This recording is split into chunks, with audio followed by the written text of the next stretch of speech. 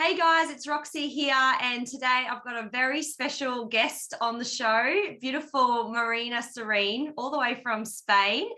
She's coming on to share her story with extraterrestrials, hybrids, multidimensionality, and a whole lot more. So welcome, Marina. Thank you so much for inviting me, Roxy. It's a pleasure to be in your program. So look, share your story. Everyone is so fascinated with these types of stories, and we would love to hear all about your story, how you had your awakening, when you first made maybe first contacts. If you can give us that timeline, even because you're very young, and you've had this beautiful experience in the human vessel, of course. And so, yeah, can you go ahead and share all about your story? Yes. So when I was 15 years old, in approximately 2015, 2016, I had my Kundalini awakening because I was pursuing the career of physics, and I'm still doing because it's my passion. It's everything that I ever wanted to study. And so I was pursuing it because I've always been fascinated about the secrets of reality, and the universe. And so I will always ask myself, why do we exist? What's the structure of existence? Where everything started, and all these kind of questions. So with that career, I wanted to study everything that is part of physics, because physics is the most, general science that studies everything that it's about, how the reality is manufactured, how reality works, and the universe in general. So as I was investigating and I was trying to create my own, let's say, theory about how the universe works and all these different things, I started to realize that there was an element missing, and that is the idea of consciousness. And so when I first started to connect those dots, and the idea of materiality, physics as we know it, and science and consciousness, that's when I shifted from physics, from a material perspective or reality, to a reality in which I was becoming a metaphysician, part of the awakening movement. And so parting from there, it's where all my experiences started, and I became to awaken my Kundalini. And I started to be also interested in topics like extraterrestrial contact and the origins of the human race, because something that will happen parallelly to that is that I will also be really interested in human evolution, in the idea that maybe humans might not came from or evolve from apes as we know them, or primates, but rather that we were a genetic modification, and that really advanced extraterrestrials did this kind of creation of our race back in the day. So I started to research about it, and that's when I first knew about the Anunnaki, and I said, oh great, so my hypothesis was correct, and that's when I at the same time started to realize that maybe I had more of these extraterrestrial genetics within me, because I had certain features within my, let's say, psyche that just didn't match with an average person. So to me, realizing that I had certain psychic abilities since a child that I couldn't explain before, but now I could with metaphysics and with this kind of theories being in front of me, I was like, oh, okay, so maybe it's true that we are hybrids, and that maybe there are some of us, which is the starseeds, the indigos, etc., the light workers, that has more of these extraterrestrial genetics. So that's why we come here with more abilities and with more awareness. And that's how the journey started to me. I started to receive ET contact experiences. I started to also experience the negative side of the awakening and the Kundalini, which is the dark government, going after me, because I was starting to also become aware of the conspiracies, and the dark side of, the dark agendas being displayed against us, the community, the spiritual community. Yeah. But then yes. And so that's the summary of how everything started. Apart from there are many things that I explored, extraterrestrial contact. I remember that I was part of a space program, which is called the Secret Space Program. I realized that I was a target of MK Ultra and all these things. And I realized that I was part of the hybrid program, in which they took my DNA to create eventually hybrid babies. Wow. And so when you had that awakening, because when we're in those programs, the MK Ultra and the Secret Space Program, they have a thing where the memories go into a part of the brain and they kind of centralize certain memories. And some women, when they get to the age of about 30, the hormone naturally releases in their body, which releases those memories. And so you're very young. So how did you come to like start remembering that? Because that's quite fascinating at your age, because it's very common, as you probably are aware, at that age of about 30, that these women start to get these memories. Yes, it's true. Actually, something that many people comment, about me, because it's true that most women or men even start to have those memories back, when they get to the age of 30 or 40. But to me, they came really fast because I started in 2020 when I was 20 years old.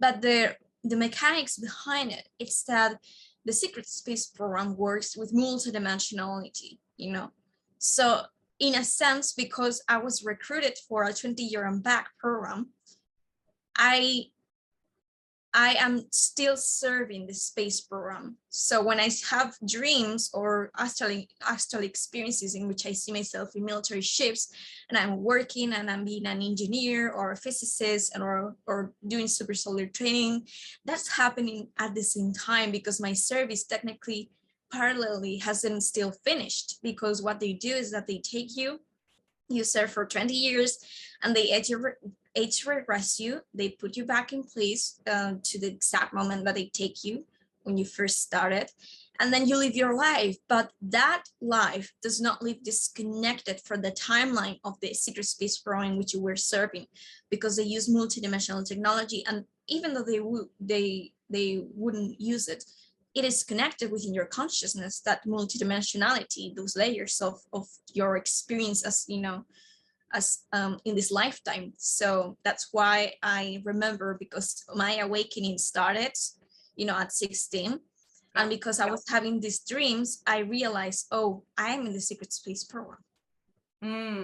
So let's just break that down for the viewers to really get an understanding, because it can be very confusing. Okay, so what you're saying is your soul came in and you got chosen to do this work on the side in another parallel kind of universe or timeline. Is that what you're kind of saying, whilst being on this planet? Or is it that the soul had a fracture and it's in this energy body, in this physical vessel, and it's also working in another kind of dimension? Is that what you're getting to? Can you explain that a bit more for Sure. us? Yeah. So in the 20 and back year program, what happens is that you get taken and you eventually serve for 20 years. But when you are placed back on Earth, let's say, and live your life as if nothing happened, you are in a sense connected to the timeline in which they still didn't travel back in time, because time is not linear, it's quantum.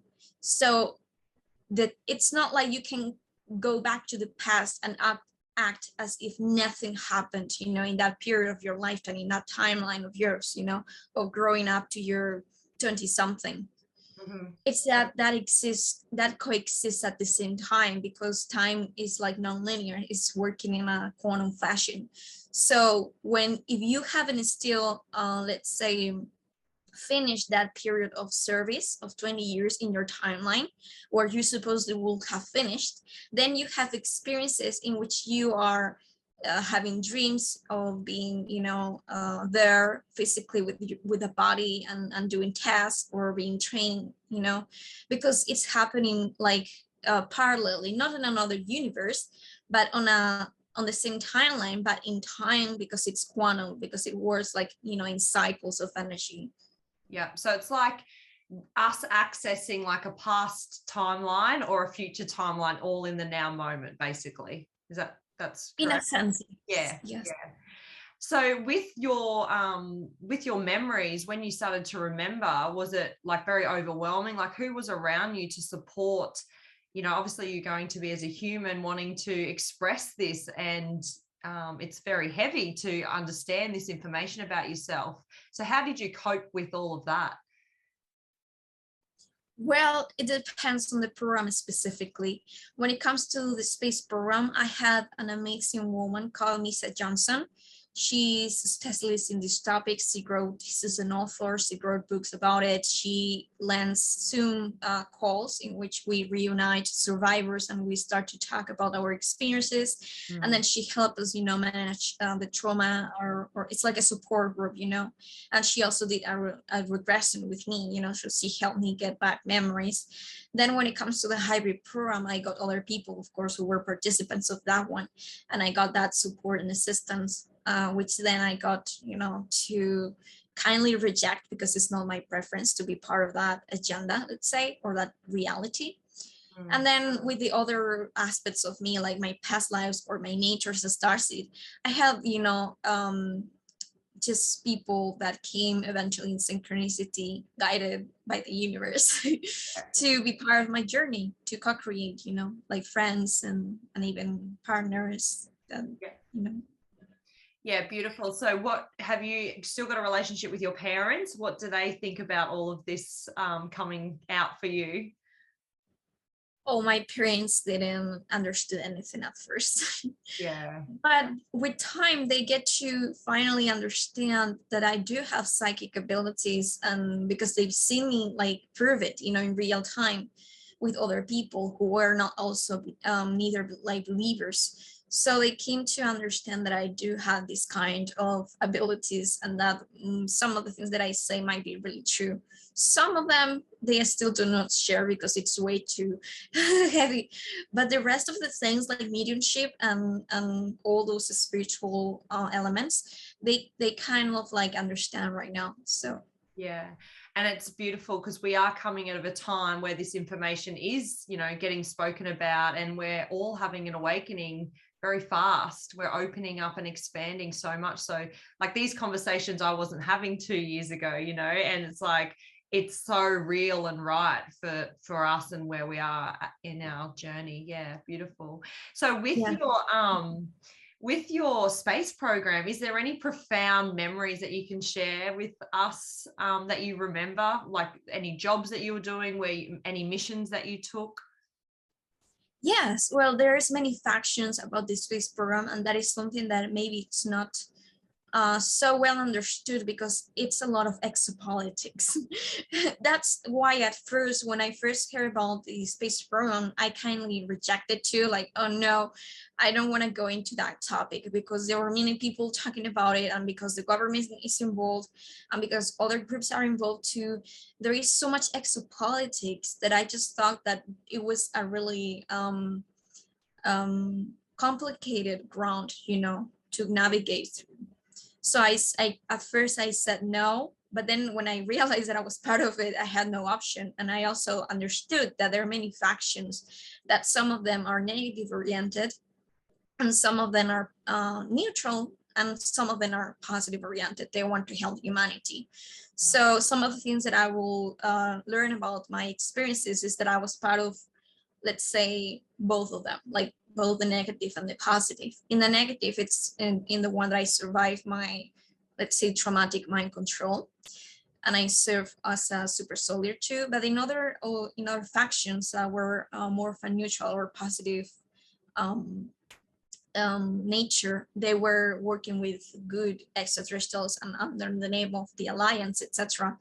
I also work as a super soldier, but of course for different agendas and purposes, not as a slave, but rather like a person that gets hired, And so mainly what I will do in the space program, it's be a physicist, I use reverse engineering. One specific profound memory that I had there, it's that I was in a space shoot and with a group of people, and they would get to us and said, you have been chosen for this mission because of your abilities and your genetics and your training.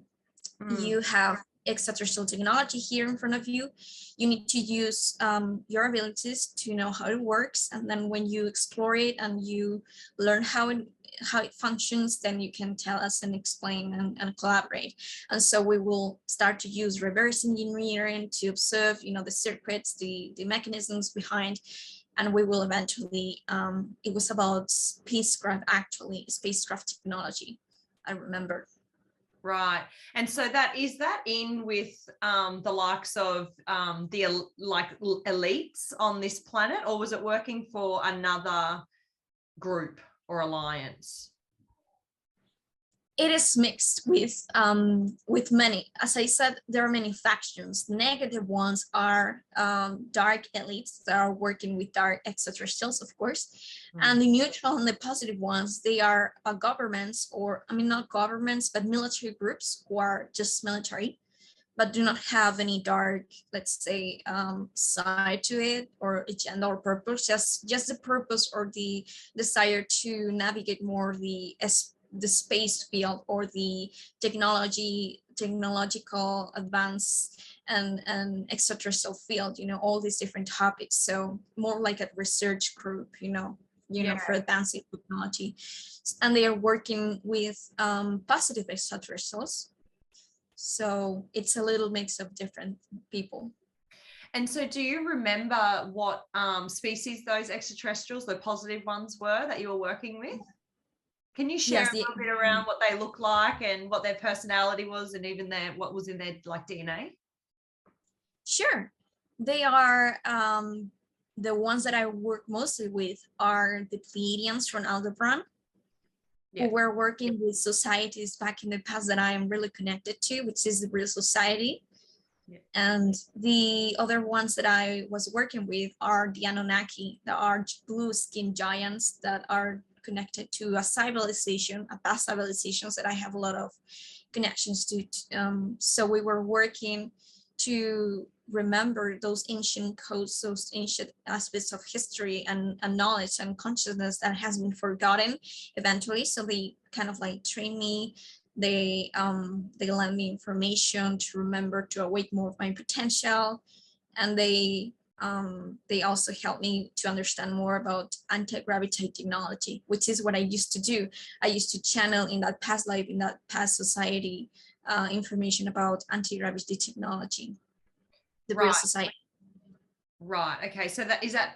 Sorry, just to make sure, that is that the propulsion systems for UFOs. Is that what you mean, or was it something else? Yeah. Exactly. Yeah.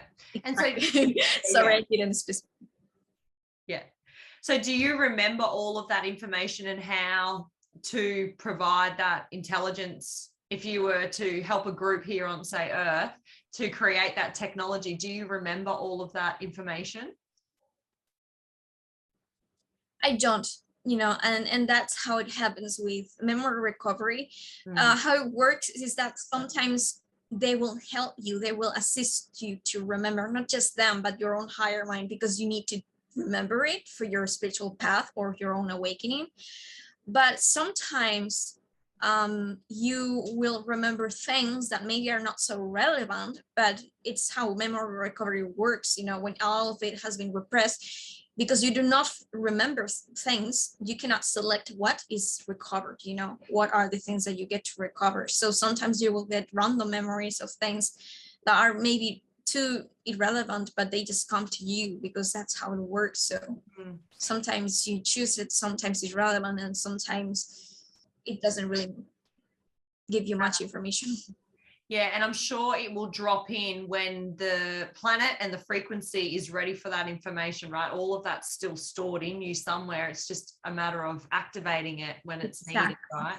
Yeah. So with that program, with that program, there's been talk around a project of Project Blue Beam, which is a false alien invasion. So what's your feelings on that whole agenda? Well, I've heard about it, and surely they have that technology. there are groups who are, of course, behind those projects, and they want to still push it. I'm not sure that they are going to make it through. I actually believe they are not going to eventually make it happen. Because I don't feel that in my own timeline, you know, because I create my own reality, and so I don't feel that to be actually bothering my future or my present moment. But it's true they have that technology. I usually used to, when I first became aware that I was part of the programs and that I had psychic training as a psychic super soldier, I will use those abilities like remote viewing or astral projection to, let's say, spy on them when I will feel like it. And so one day I went to a facility that was it was called a dumps, a deep underground military base. Yeah.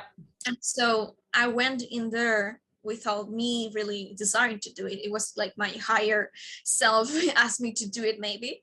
But I projected myself in there and I was exploring, and I saw many things. And one of the things that I saw is a military man who was guarding, you know, a place like in a specific room or that I wanted to explore. And so I was in front of him and in my astral form, and he was observing, he was noting that there was something, you know, that there was someone in the room, that he was not alone. So he started to look around and say, where are you? Where are you? Who's here? Because they have technology and they also have training, and they also even have like genetic implants or enhancement to develop more of that psychic abilities for a matter of military, you know, equipment, etc., training. So he was looking around and he was like, who's here? Who's here? And then I get to just pull myself away from him and make like a, you know, like go around him behind his back. And I got inside of the room, and what I saw, it's hundreds of or tons of like smaller rooms or like places in which when you will look inside, they have giant I'm not sure if it's like beings or clones, but they seem to be like clones, but really gigantic, you know, like really big.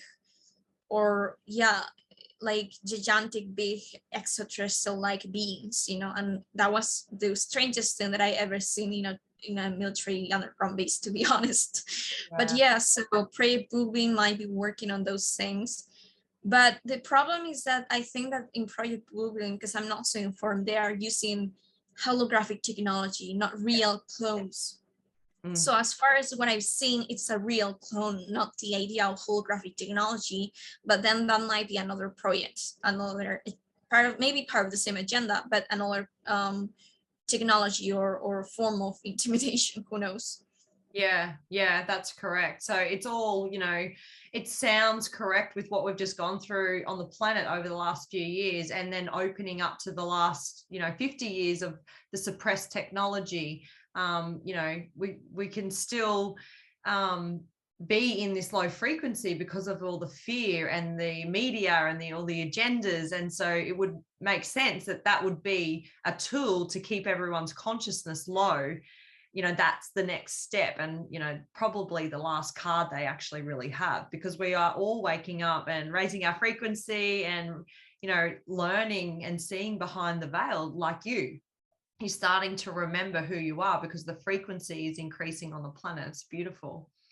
So yeah, so with your contact experiences, have you had contact obviously in the maybe in the flesh, or have you had contact remotely? Like, do you remote view your consciousness into ships? Like, tell us about your contact experiences. Sure. So at first it started with groups that are part of my spiritual connections, in terms of beings that doesn't really have an agenda, because at first I was not introduced to any program. So of course it will be relevant that I started working with people or beings that were part of specific programs, you know. So my first contact experiences were with people, beings that are involved in just helping generally humanity, but that are not directly co-creating with us on this kind of other agendas. So it will be mostly Andromedans and Arcturians. And actually my first contact experience, it was an astral body out of body astral experience. I was got out of my body. And I remember being on a ship and I saw blue beings, blue skin beings with really dark, big eyes. And they looked at me and they brought me to their planet, in the spacecraft. And they showed me around a little bit, their land, their nature. And they told me a little bit of how their society works, but really little, because I couldn't retain much of the information when I came back. So things about that, they also have marriage, but it's just not like in human, like in human civilizations. And so many other things, and about their technology that is light-based, that it doesn't work the same, in the same fashion. And so I was surrounded by them, and they presented as part of my spiritual lineage, my family. And then they got me back into the ship and said, you have to go back because you're about to wake up. So they brought me back to Earth, to my vessel, and that's when I woke up. And so those are the kind of experiences that I started having at the beginning, with beings that were not so involved in co-creating directly with us, like in terms of like physical abductions or, like hybrid programs, for instances. The second step will be specifically that program, the hybrid programs. Those contact experiences were with beings that were technically extracting my DNA, like the gray hybrid prawns, for instances. And also another hybrid prawns that are not working with grays. That is not with the gray species, but rather humanoid-like extraterrestrials. I think they are from Pleiadians, actually. And they will also, they will reach out to me also through out-of-body experiences, and I will see myself in the ship, and they will present me my children, supposedly, and I will see these two children that will look at me. They will have blonde hair and purple iris, and they will say, we are your children, we are half Pleiadian, half human. And so those are the kind of contact experiences that I will start to have. They will talk to me and say, hey, Marina, we're so happy that you're finally understanding that you create your reality. I will never forget that, because that made me so happy. Like, oh, yes, I'm finally getting to harmonize my reality more with them. Because when we remember our this kind of ancient information, this kind of ancient knowledge, who we truly are and what is the universe really about, they get really excited. Why? Because we raise our vibration to a point in which we're finally able to harmonize our realities so that we can co-create contact experiences or encounters. So they get excited, And so then the other kind of contact experiences that I will have is with my closest, let's say, with the beings that I say that are working more with my spiritual mission or purpose here on Earth, which are the Anunnaki, who are blue giants. They are blue skin and giants, not that big, but are really taller, much more taller than us. And they are the ones that I mentioned before that are connected to Hyperborea, that were helping me, connect more to that part of history, because I had this lineage that, has this this strong connection to this. So they were helping me connect those dots, and also in my spiritual mission and purpose here as a metaphysician or speaker or even a physicist. So So the Anunnaki and the Pleiadians are predominantly your spiritual guides that you're connecting with more regularly, along with the divine and your higher self, obviously. But those two parts of your soul, they're probably soul family, really, essentially, that they're coming to, be the sky crew, and you're the ground crew, and they're helping the evolution, and you become aware. So exactly. What is there any profound information that they share with you that you feel maybe excited to share, like anything that we could all love to hear, any messages? Well, actually, I'm a channeler. I'm a conscious channeler. So that means that when I do get or tap into information, I do not need to do it in a state of trance, but rather, just by tuning in, because many psychic abilities use really similar brain waves. So sometimes they intermix with each other to create different ways of again, tapping into information, vibrations, generally speaking. So whenever I will say that I was channeling or consciously channeling, sometimes I was receiving actual downloads from these extraterrestrial beings, you know, from these Anunnakis. And so they eventually, I have like a compilation of many different channelings or channel messages or information, you know, like for really technical information about metaphysics and all these, all those, you know, fields that eventually came from them, because they reach out to me psychically, and also through synchronicity. And so they gave me that information. For instance, this one of my latest channeling was that I received actually yesterday was organized systems have more energy, and you can pretty much observe that in many of your sciences. For instance, look at your physics, look at physics and observe crystals and its atomic structure, and you will understand what we mean. And that's the message that came to me. And I was like, at the moment I realized that it was like a communication with them, because they are helping me in my physics career and metaphysics career. So yeah, beautiful. Yeah, so because when we're like doing that channeling and connecting in with the Pleiadians that we connect in with, it's a collaboration of all the energies. It's like our higher self, you know, them, the divine, and the universal energy. So once we get up there, it's, you know, the old channeling served its purpose because it was a stepping stone, but we are the channel, really. Essentially, we are a spark of the divine, and we can get that channel through from the divine. That's how high this can go if we choose to. And, you know, like we're taking baby steps. We have to go to the fifth dimensional beings, the sixth dimensional beings, and the ones that we can reach our frequency to get that clear, you know, beautiful messages through without distortion. So yeah, thanks for sharing that. With your hybrid children, because, you know, this is a very, I guess, sensitive topic to some people. And when I found out about this, I was kind of like gobsmacked. I was like, oh God, here we go, another, you know, different thing in what we're doing already. And so working out that I had 2 hybrid children as well. And, you know, if you can share a little bit about your hybrid children and, you know, that process of getting, you know, do you remember the DNA being removed from you, or was it eggs? Like, how did that all come to fruition? actually, to me, as a starting point, the only program, that hybrid program that to me feels positive, or I experience it to be positive, is the ones with the humanoid beings. But the great hybrid one, I started positively, but I ended up negatively about it because of experiences that I had with them that were negative oriented, you know, and things that I found out about their, you know, themselves. But when I started with how I started to realize about that, it's that I was with a boyfriend, I was with a partner that was my boyfriend at that time, and he was a channeler himself. He will reach out to a set of beings, a species that were working with lion, like, I mean, they were lions, you know, they were lion beings. Yeah.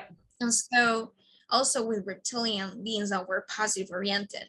And so he will tap into those groups that was his star family, and he will bring messages and collective channelings. And as I was his girlfriend at the time, he will eventually help me you know, with my life by asking them questions eventually, you know, here and there. So one day I asked them, why am I seeing the synchronicity hybrid everywhere? What does it mean? And they said, well, eventually it's true that it means that in a sense you have different genetics, that you have more of that extraterrestrial genetics. But the real reason why you're having those synchronicities is because you are part of the hybrid programs, and they are the ones who said you are aware of the great hybrid programs. Yes, because you have read about it or you have heard about it in social media or the field in general, the community, but you're not just part of that program, but also the ones that are working with other species, you know. And so that's how I became aware of, for the first time. And after that is when I started to have those kind of experiences of contact in which they will present me my hybrid children eventually, and they will say, you know, this is your child. Some of them were Pleiadians, some of them were less humanoid, and they had green skin and really big black eyes. They were really sweet. I think that they were mixed with mantid DNA actually, because I had also encounters with mantid in the astral. So, you know, it's pretty interesting. Yeah. So do you know the names of your children and where they're located at the moment? To be honest, I'm not sure about their names. The only thing I'm aware is that they are living on ships. Yeah. Yeah.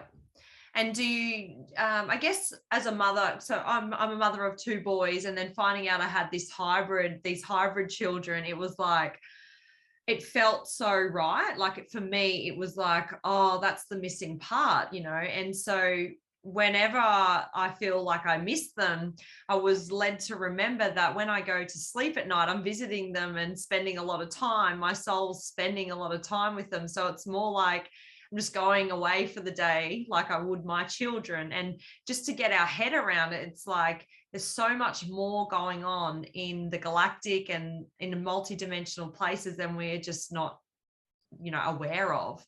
And so, yeah, and even with the DNA, like we don't understand this technology really. What can you share with us about, you know, DNA strands, how many DNA strands potentially humans have, you know, the potential of adapting and activating our extraterrestrial DNA like counterparts?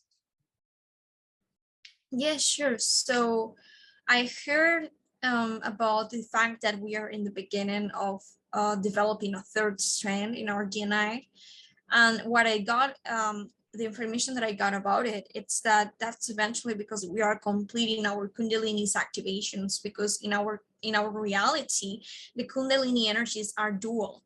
We have the positive energies. I mean, we have the masculine and the feminine energies, the positive and the negative, the dark and the lights, you know, the left and the right, you know, intertwining, you know, around our spine, from the below to the above, you know. So because we are in that process, collective process of Kundalini activations, and we live in that dual reality.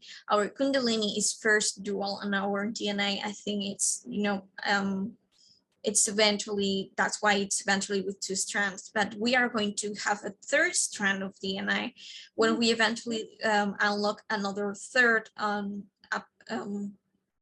energy, third Kundalini energy, that is also coming from, you know, the base root chakra.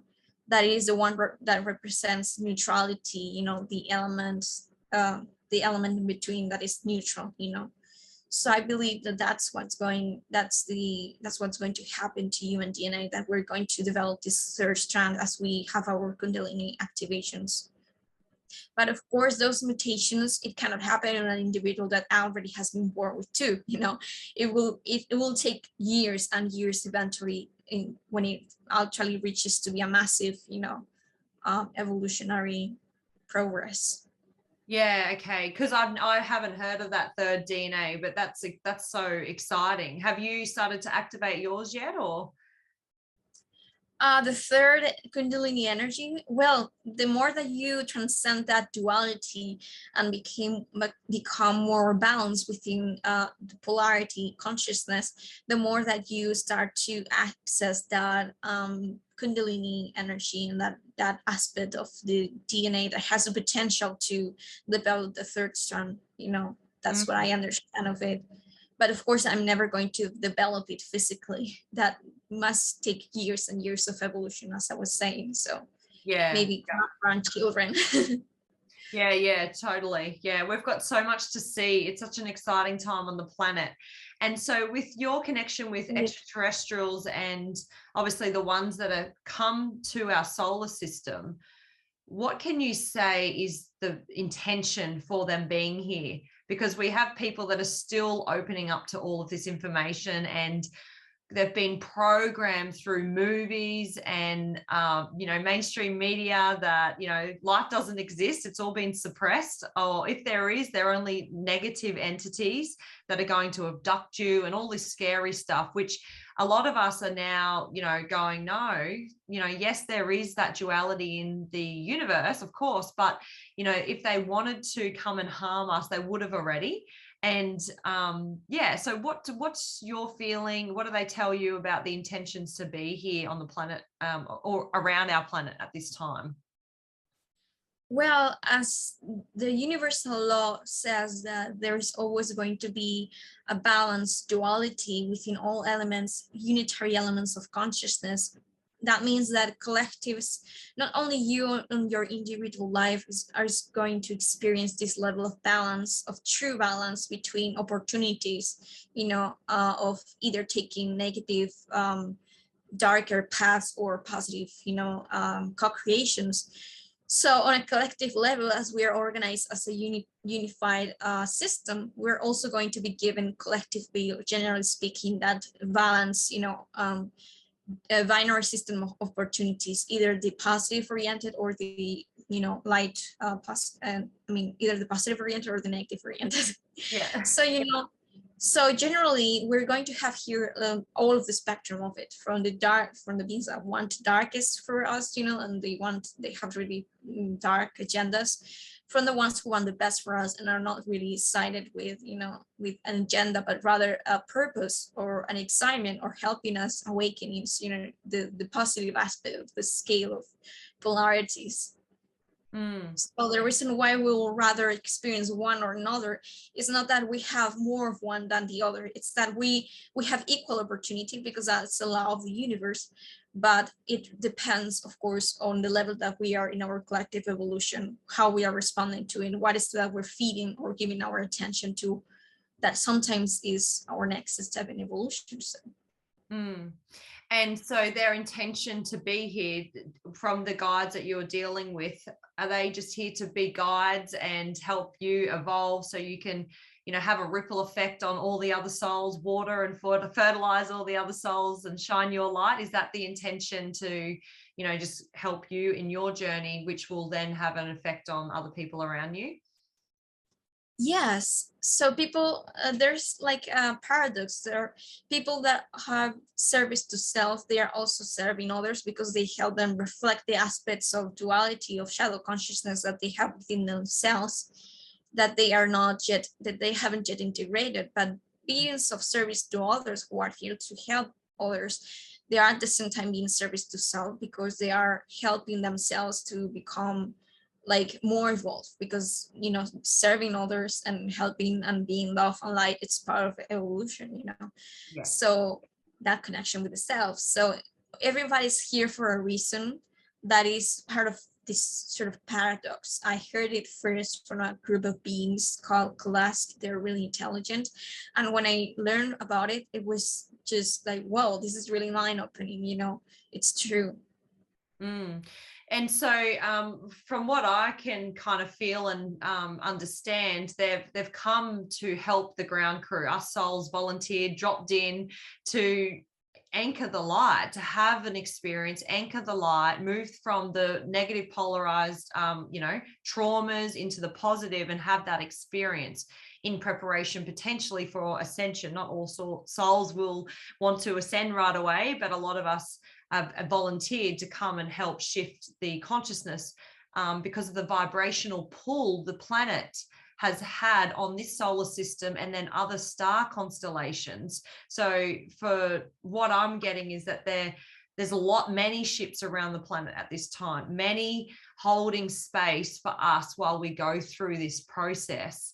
And, they're not going to do the work for us. They're going to guide us, let us know, of our traumas and help the guidance, but we have to feel it to heal it. We have to do the inner work to help anchor more light in our photons.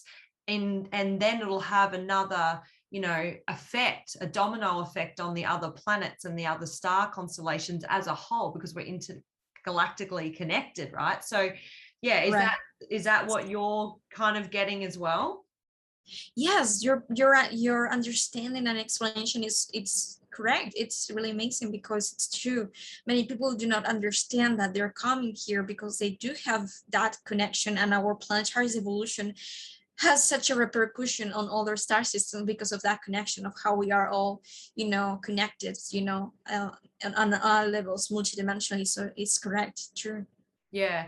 And, people say, well, why don't they come down and fix everything for us on this planet? And it's like, well, that's, that we'll end up back where we were if they fix everything. And so with your, yeah, so it's true. There's a law of no interference, because if they will just save us, we wouldn't have an evolution. We will not learn anything about anything. So they will take away that opportunity from us, from getting more dimensional depths, being of a higher density. So yeah.